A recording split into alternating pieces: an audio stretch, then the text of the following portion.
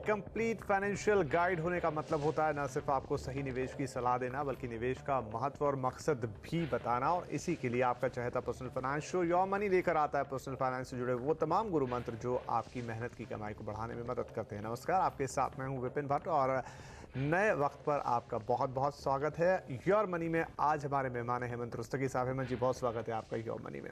तो आइए हेमंत जी के साथ हम सवाल जवाब के सिलसिले की शुरुआत करते हैं। लेते हैं अपने पहले कॉलर को, जो कि फिलहाल हमारे साथ लाइन पे नहीं। हम कोशिश करेंगे कि उन्हें जोड़ पाएं, लेकिन फिलहाल उनका ईमेल लेते हैं और उससे आपको बताते हैं कि क्या पूछना चाहते हैं। नरेंद्र साहब हैं और इनका पोर्टफोलियो हम पहले ले लेते हैं, क्या क्या है इनके पास। तो बहुत कुछ निवेश कर रखा है हेमंत जी इन्होंने, काफ़ी लंबी चौड़ी लिस्ट है। उसमें HDFC टैक्सेवर है, फ्रैंकलिन ब्लू चिप है, HDFC 200 है, DSP black rock micro cap है, फ्रैंकलिन प्राइमा है, रिलायंस इन्वेस्को है, DSP ब्लैक रॉक 100 इक्विटी है, फ्रैंकलिन हाई ग्रोथ कंपनीज है, फ्रैंकलिन टेक शील्ड है और UTI मास्टर शेयर है।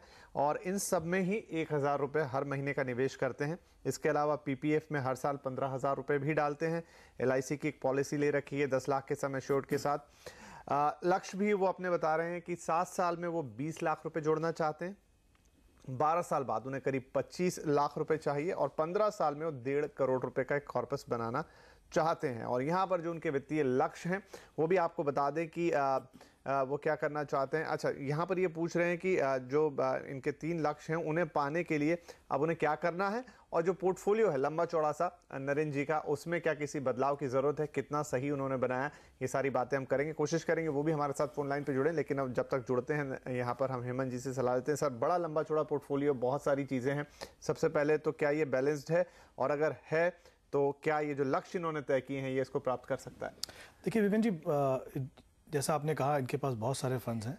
एक्चुअली वो 10,000 रुपये की इन्वेस्टमेंट कर रहे हैं और 10 फंड हैं उनके पास, तो 1,000 रुपये की इन्वेस्टमेंट कर रहे हैं। बट मुझे लगता है उसके ऊपर बाद में आते हैं। इनके पहले लक्ष्य अगर हम देख लें, इन्होंने कहा इनके 3 लक्ष्य हैं बेसिकली। एक बच्चों की पढ़ाई का है, फिर शादी का है, और उसके बाद उनकी अपनी रिटायरमेंट का है।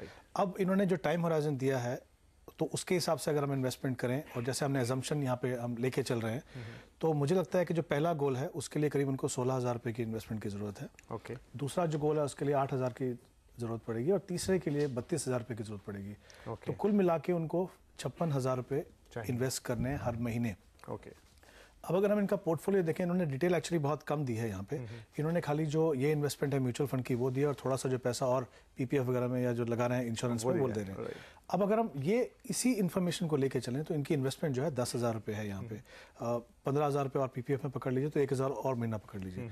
तो इन्वेस्टमेंट इनको गोल अचीव करने के लिए करनी है करीब 56,000। तो बहुत बड़ा गैप काफी बड़ा है। मुझे लगता है अगर इनके पास और कुछ इन्फॉर्मेशन है, जैसे नौकरी पेशा है तो डेफिनेटली प्रोविडेंट फंड वगैरह होगा, या कुछ और पैसा इन्वेस्टमेंट करें, तो हो सकता है शायद फाइनेंशियल सिचुएशन थोड़ी सी बदली हुई नजर आए।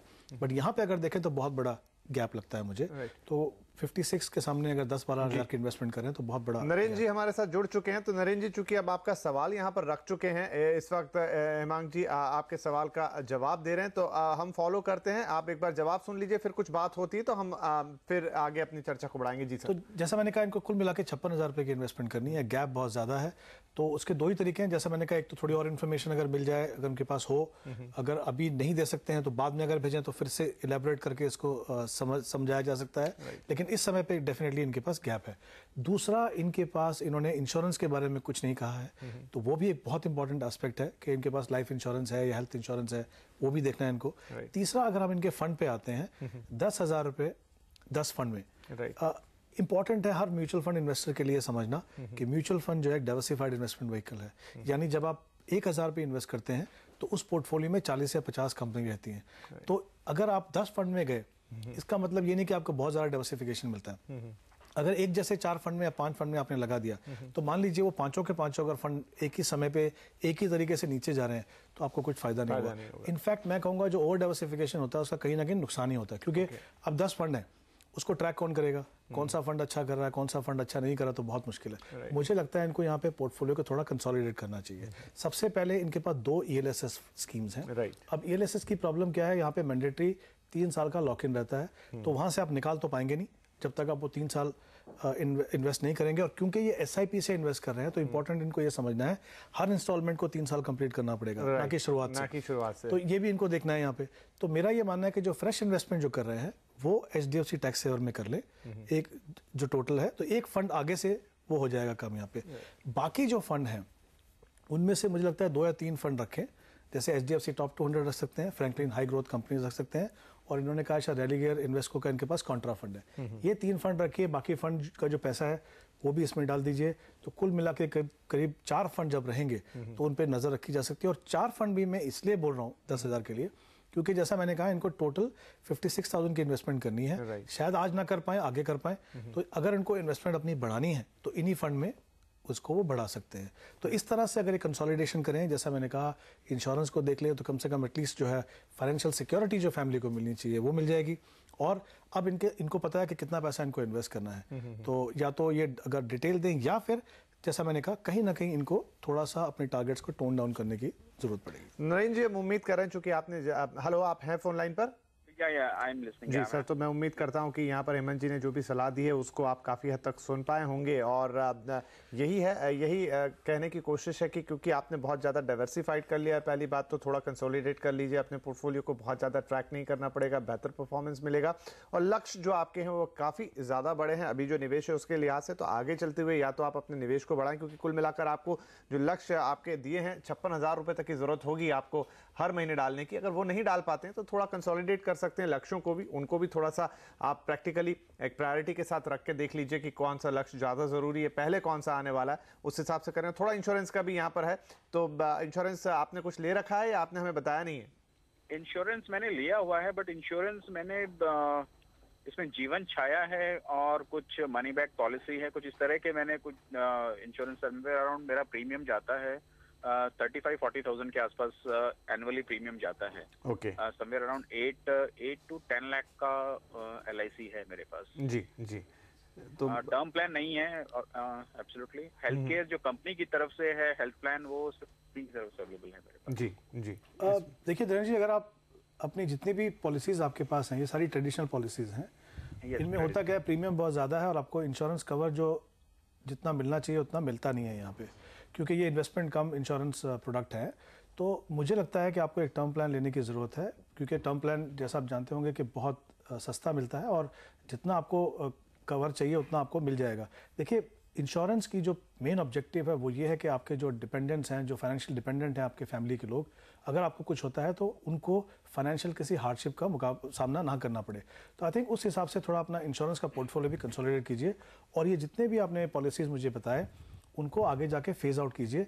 क्योंकि अगर आप एक तरफ से एक इक्विटी जैसी एसेट क्लास में इन्वेस्ट कर रहे हैं, गोल बेस्ड इन्वेस्टिंग कर रहे हैं, और अगर आप डिसिप्लिन तरीके से इन्वेस्ट कर रहे हैं, तो अगर आप एक टर्म प्लान और इन म्यूचुअल फंड्स का कॉम्बिनेशन लेके चलेंगे, एक तो आपको प्रीमियम बहुत कम देना पड़ेगा, और जो बाकी पैसा बचेगा वो अगर आप इन्वेस्ट करेंगे तो जो आपके गोल में जो शॉर्टफॉल मुझे दिख रहा है शायद वो भी कुछ हद तक पूरा हो जाए। तो मुझे लगता है कहीं ना कहीं आप थोड़ा सा पोर्टफोलियो को फिर से देखिए, और जो भी इन्वेस्टमेंट की है थोड़ा सा कहीं यहाँ पे कंसोलिडेट करना तो वो कीजिए, या अगर किसी ऑप्शन को फेज आउट करना तो वो कीजिए। इस तरह से करेंगे तो मुझे लगता है आप अपने लक्ष्यों को डेफिनेटली पूरा कर पाएंगे। चलिए, तो ये सलाह होगी नरेंद्र के लिए काफ़ी विस्तार में। आगे भी आप हमें लिख सकते हैं जैसे जैसे आप अपनी फाइनेंशियल प्लानिंग को बदलते हैं, हम आपकी मदद के लिए हाजिर रहेंगे। तो यहाँ पर लेंगे एक छोटा सा ब्रेक के बाद भी सवाल जवाब का सिलसिला जारी रहेगा।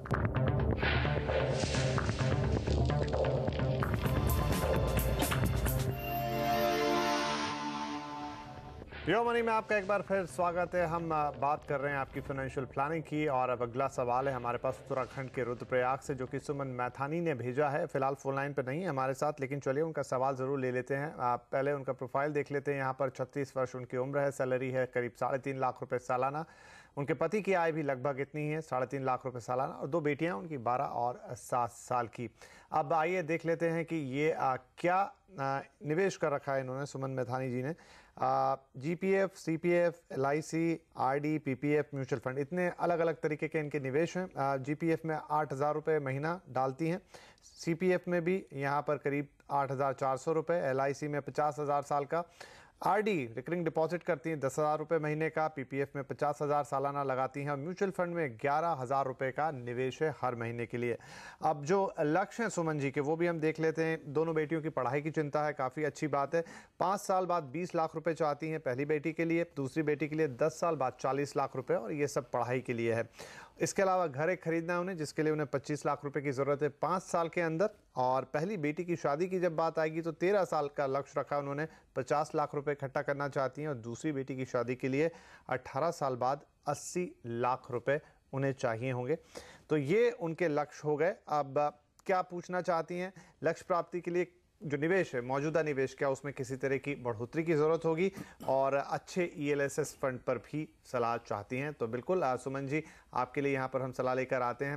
हेमंत सर, क्या एडवाइस होगी इनके लिए? देखिए, यहाँ भी अगर हम इनके गोल से स्टार्ट करें तो इनके 5 गोल हैं। इन्होंने कहा है कि 2 बेटियां हैं इनकी, तो उनकी एजुकेशन की बात है, और एक घर खरीदना चाहती हैं, और दोनों बेटियों की जो है एजुकेशन की बात है। टाइम होराइजन अगर आप यहाँ पे देखें तो वो शुरू होता है 5 साल से, और आखिरी जो गोल है उसका समय है 18 साल। तो जाहिर सी बात है, क्योंकि समय में इतना डिफरेंस है, तो जो स्ट्रैटेजी है, जो पोर्टफोलियो है, वो अलग बनेगा। तो जैसे अगर पहली बेटी की इनकी एजुकेशन की बात करें तो इनके पास 5 साल का समय है, तो वहाँ पे हम ये मान के चल रहे हैं कि उनको रिटर्न जो है करीब 9% मिलेगा, और बाकी क्योंकि लंबे समय है तो हम मान के चल रहे हैं कि उनको 12% मिलेगा। तो उस हिसाब से इनको पोर्टफोलियो बनाना है कि जो 12% है तो वो इक्विटी ओरिएंटेड रहेगा, और जो 9% है वो थोड़ा सा डेट ओरिएंटेड बनेगा। तो अगर हम इनका पहला गोल देखें, जैसे मैंने कहा 9% के हिसाब से अगर देखें तो इनको करीब 26,000 रुपये हर महीने इन्वेस्ट करने की जरूरत है। दूसरा जो गोल है दूसरे बेटी की जो एजुकेशन का, उसके लिए इनको 18,000 रुपये इन्वेस्ट करने हैं। और जो घर इन्होंने बनाना है 5 साल के बाद, जो उनको पैसा चाहिए 25 लाख रुपए, उसके लिए उनको करीब 34,000 रुपये इन्वेस्ट करने की जरूरत है हर महीने। और अगर हम फिर बाकी जो 2 गोल हैं उनकी, जो पहली बेटी की जो एजुकेशन है उसके लिए करीब 14,000 रुपये इन्वेस्ट करने हैं, और दूसरी बेटी की जो एजुकेशन शादी के लिए उसके लिए उनको 11,000 रुपये इन्वेस्ट करने हैं। तो अगर मैं इनका टोटल लूँ यहाँ पे, तो कुल मिला के इनको 1,03,000 रुपये इन्वेस्ट करने की ज़रूरत है। अगर हम इनकी इनकम लेवल देखें, जो इनका पोर्टफोलियो देखें, तो एकदम क्लियर हो जाता है कि जो टारगेट इन्होंने बनाया और जितना अमाउंट इनको चाहिए उसमें बहुत बड़ा गैप है, क्योंकि कुल मिला के दोनों की सैलरी करीब 6.5-7 लाख रुपए की है, और उतना बड़ा पोर्टफोलियो उनके पास है नहीं। तो कहीं ना कहीं, जैसे उन्होंने कहा बेटी की शादी के लिए 80 लाख रुपए चाहिए, कहीं ना कहीं उसको थोड़ा छोटा करना, टोन डाउन करना पड़ेगा, कम करना पड़ेगा। और शायद हो सकता है आगे जाके अगर करियर में अच्छी तरक्की हो, इनकम बढ़े, तो डेफिनेटली उसको कर सकते हैं। बट कहीं ना कहीं टारगेट को जब अचीव करना, थोड़ा सा रियलिस्टिक बनाना चाहिए। टाइम होराइजन भी इनको देखने की यहाँ पे जरूरत है। अब क्योंकि उतना पैसा है नहीं, तो आप क्या करेंगे, आपको कहीं ना कहीं गोल्स को प्रायोरिटाइज करने की जरूरत पड़ेगी। तो अगर हम देखें सबसे इंपॉर्टेंट गोल यहाँ पे क्या है, और जो नजदीक में क्या है, तो वो बेटियों की एजुकेशन का है। अब पहली के लिए आपको 5 साल के बाद पैसा चाहिए यहाँ पे, उन दोनों के लिए भी उनको करीब 44,000 रुपीज की जरूरत है, 40,000 रुपए की जरूरत है। अब हम देखें पैसा कहाँ से आ सकता है। और मैं एक चीज बता दूं यहाँ पे कि 1,03,000 इन 5 गोल के लिए चाहिए, और इसमें इन्होंने अपना रिटायरमेंट प्लानिंग बिल्कुल भी नहीं किया हुआ है। जो मुझे लगता है अगर हम टारगेट के हिसाब से जाएंगे तो सबसे बड़ा टारगेट वो होगा, तो वो अभी इसमें शामिल भी नहीं है। तो अगर हम इन 2 गोल्स की यहाँ पे बात करें, जैसा मैंने कहा इनको 44,000 रुपए की जरूरत है।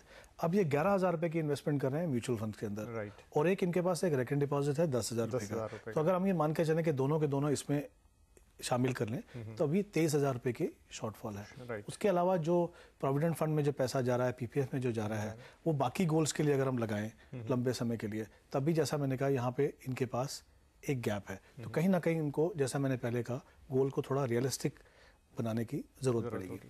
दूसरा, यहाँ भी इन्होंने कुछ इंश्योरेंस की बात नहीं की है। देखिए, 2 बेटियां हैं, दोनों वर्किंग हैं, दोनों में से अगर किसी को हो गया तो डेफिनेटली फैमिली की फाइनेंशियल हार्डशिप बढ़ जाएगी। तो दोनों के दोनों को मुझे लगता है टर्म प्लान लेने की जरूरत है। थंब रूल भी लगाएंगे, अगर मान लीजिए 4 लाख रुपए या 3.5 लाख रुपए सालाना इनकम है, तो 35-40 लाख रुपए का हो सकता है। और इनके पास एक हाउसिंग लोन ऑलरेडी है इनके पास, वो भी उनको कवर करना चाहिए उसमें। दूसरी बात, अगर मैं फिर से गोल के ऊपर जाऊं, तो जो घर खरीदने का गोल है, जैसा उन्होंने कहा इनके पास एक ऑलरेडी एक लोन है, मतलब घर है उनके पास। दूसरा घर को आप साइड में रख सकते हैं फिलहाल, जरूरी नहीं कि उसके ऊपर आपको फोकस करें। इंपॉर्टेंट है बच्चों की पढ़ाई, बच्चों की शादी और आपके अपने रिटायरमेंट के लिए। और अगर मैं इनका पोर्टफोलियो देखूं यहाँ पे तो फंड इनके पास काफ़ी अच्छे हैं। एक फंड है इनके पास, फार्मा फंड है, काफ़ी अच्छा है, फार्मा सेक्टर ने अच्छा भी किया, आगे जाके भी अच्छा करेगा। लेकिन मेरा ये मानना है कि अगर आप सैवी इन्वेस्टर नहीं हैं, आप उस तरीके से पोर्टफोलियो को फॉलो नहीं करते हैं या उसको ट्रैक नहीं करते हैं, तो एक सेक्टर फंड किसी छोटे इन्वेस्टर के लिए बहुत अच्छी ऑप्शन नहीं है। वो पैसा जो है अगर HDFC मिड कैप अपॉर्चुनिटी में लगाएं तो मुझे लगता है उनके लिए बेहतर रहेगा। ये भी मिड कैप है, थोड़ा एग्रेसिव है, लेकिन होता क्या है कि अगर फंड में स्टॉक सिलेक्शन अच्छा है, क्योंकि मिड कैप जो कंपनियां हैं आगे जाके लार्ज कैप कंपनी बनेगी, तो आपको अच्छा खासा ग्रोथ मिल जाता है। ज़रूरी नहीं है कि आप उस फंड में जाएं जहाँ पे इन्वेस्टमेंट यूनिवर्स बहुत ही सीमित हो, क्योंकि एक फार्मा फंड मतलब वो सिर्फ फार्मा सेक्टर में जाएगा। अगर वो सेक्टर अच्छा नहीं कर रहा तो वो वहाँ से बाहर नहीं जा सकता है। जबकि मिड कैप फंड जो है वो डाइवर्सिफाइड पोर्टफोलियो बना के आपको दे सकता है।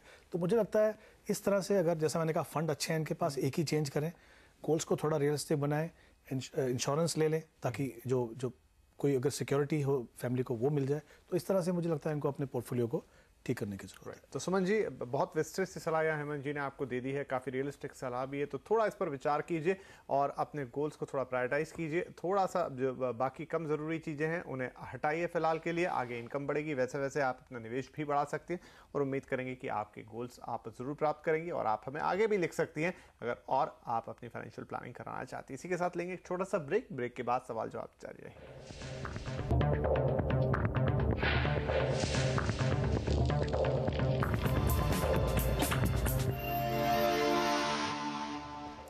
युवा मनी में आपका एक बार फिर स्वागत है। तो चलिए फटाफट लेते हैं अपने अगले कॉलर को। अमरजीत सिंह साहब है हमारे साथ फोन लाइन पर। सिंह साहब पूछिए, क्या सवाल पूछना चाहते हैं?